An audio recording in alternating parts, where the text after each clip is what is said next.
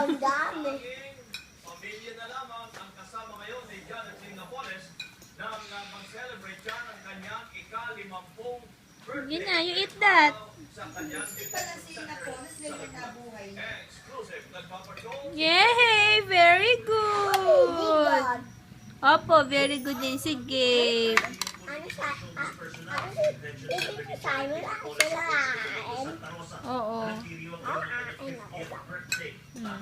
Sige, yum yum na. Nakakadalawang kaibigan ng personal dumalaw at bumati sa kanya.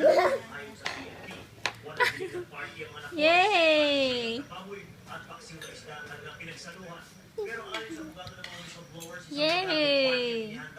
Sa amin, good. Kami mag-date ko yun. Oh, sige, yum yum. Oh, ano na ano? Kaya ako lang, ay, Simon. Ang school ako, kaya ako papakpera.